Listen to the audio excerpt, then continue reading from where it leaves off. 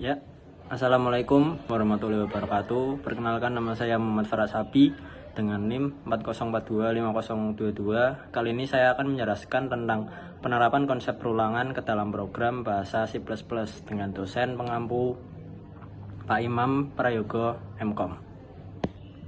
Dengan anggota kelompok saya yang pertama ialah Muhammad Naufal Yasir dengan NIM 40425019. Dan Alina Putri Asalwa dengan NIM 40425035. Ya, kali ini saya akan menjelaskan tentang pengertian konsep perulangan. Penerapan konsep perulangan dalam pemrograman khususnya C++ adalah penggunaan loop dalam kurung for, while, atau do while untuk menyelesaikan suatu masalah yang membutuhkan proses berulang tanpa harus menulis kode secara manual berkali-kali. Oke, selanjutnya saya akan menjelaskan struktur perulangan. Perulangan itu sebenarnya konsep sederhana, yaitu mengulang suatu perintah atau instruksi berkali-kali tanpa harus kita tulis manual satu persatu. Misalnya, kalau kita ingin menampilkan angka 1-10, kita tidak perlu menulis print 1, print 2, print 3, dan seterusnya. Cukup dengan perulangan, sistem bisa melakukannya secara otomatis. Nah, di pemrograman ada beberapa jenis struktur perulangan yang sering digunakan, yaitu for, while, dan while. Saya akan membahas apa itu struktur perulangan for. Struktur perulangan for adalah jenis-jenis yang biasa digunakan melakukan perulangan yang telah diketahui banyaknya. Biasanya perulangan for dianggap sebagai jenis perulangan yang paling mudah dipahami. Dan yang kedua ada struktur perulangan while. Perulangan while adalah perulangan yang melakukan pemeriksaan kondisi awal blok perulangan. Ketika kita tahu bahwa perulangan hanya akan melakukan tugasnya jika kondisi yang didefinisikan terpenuhi. Dan yang ketiga itu struktur perulangan do while. Perulangan do while berbeda dengan struktur while yang melakukan pemeriksaan di kondisi awal blok perulangan. Ini justru ditempatkan pada akhir blok. Dan selanjutnya ada struktur kontrol pemrograman looping. Kita akan membahas satu persatu ya.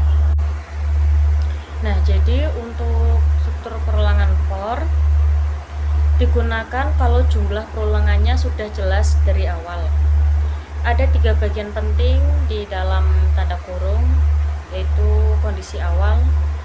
Biasanya untuk inisialisasi, contoh int i sama dengan 1. Yang kedua, kondisi akhir, syarat agar perulangan terus berjalan, contoh i kurang dari sama dengan 10. Dan yang ketiga, counter, perubahan nilai setiap kali perulangan, contoh i++. Jadi selama kondisi benar, program akan terus mengulang kode di dalam blok kurung kurawal. Dan yang kedua ini ada while atau selama ya. Ini digunakan kalau kita belum tahu pasti jumlah perulangannya. Program akan memeriksa kondisi terlebih dahulu baru menjalankan kode di dalam kurung kurawal. Kalau kondisi salah sejak awal, kode di dalam blok tidak akan dijalankan sama sekali. Untuk do while ini hampir sama dengan while, tetapi bedanya kode program dijalankan minimal 1 kali baru kondisi bisa dicek di akhir.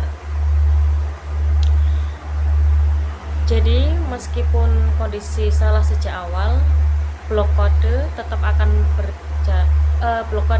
tetap dijalankan sekali. Jadi kesimpulannya, for itu dipakai kalau jumlah perulangan sudah jelas, while dipakai kalau jumlah perulangan belum tentu, tergantung kondisi. yang while ini mirip dengan while, tapi pasti jalan sekali dulu, seperti ini. Oke, selanjutnya akan dibahas dengan rekan saya. Nah, pada slide berikut ini kita akan menampilkan tentang contoh penerapan for. Kita lihat contoh penerapan perulangan for, yaitu program untuk menjumlahkan angka dari 1 sampai n dengan coding seperti itu. Dalam kode ini kita akan meminta user memasukkan nilai n perulangan dimulai dari i sama dengan 1 hingga i kurang dari sama dengan n. Setiap kali perulangan berjalan, nilai i akan ditambahkan ke variabel total. Jika n dimasukkan 2, perulangan akan berjalan 2 kali, menjumlahkan 1 plus 2, dan hasilnya adalah 3, yang seperti pada gambar output tersebut.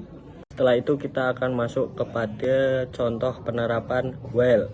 Berikut adalah contoh penerapan perulangan while. Di sini kita akan menggunakannya untuk membuat menu kalkulator sederhana yang berjalan secara terus-menerus. Nah, pada coding tersebut kita menggunakan pada baris ke-11 itu while true. Kondisi true di sini membuat perulangan akan berjalan tanpa henti atau yang disebut infinity loop.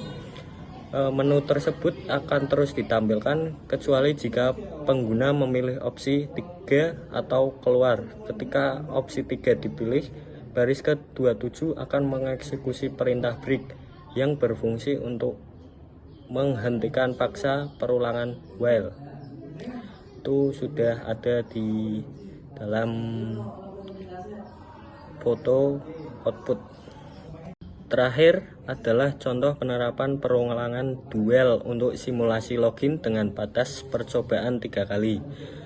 Nah, itu ada codingan yang sudah kami siapkan untuk sebagai contoh.